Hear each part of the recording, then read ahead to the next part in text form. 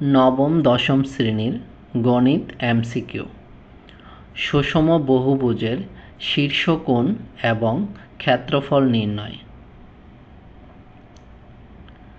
১ নং প্রশ্ন, সুষম পঞ্চভুজের শীর্ষবিন্দুতে উৎপন্ন কোণের মান কত ডিগ্রি? এই ক্ষেত্রে ৫ থেকে ২ বিয়োগ করে ১৮০ ডিগ্রি এর সাথে গুণ করে তারপর ৫ দ্বারা ভাগ করলেই উত্তর হয়ে যাবে।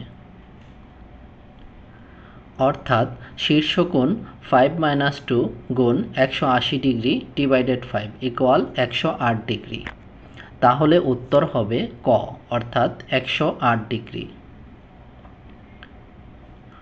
অনুরূপভাবে নিচের প্রশ্নগুলোর সমাধান করো। ২ নং প্রশ্ন, একটি সুষম ষড়ভুজের প্রতিটি বাহুর দৈর্ঘ্য ২ সেন্টিমিটার, ষড়ভুজটির ক্ষেত্রফল কত? এই ক্ষেত্রে নিচের সূত্রে বাহুর সংখ্যা n এবং বাহুর দৈর্ঘ্য a এর মান বসিয়ে ক্যালকুলেটর ব্যবহার করে খুব সহজেই উত্তর পাওয়া যাবে। তাহলে উত্তর হবে ঘ, অর্থাৎ 6√3। অ্যান্সার 6√3। অনুরূপভাবে নিচের প্রশ্নগুলোর সমাধান করো।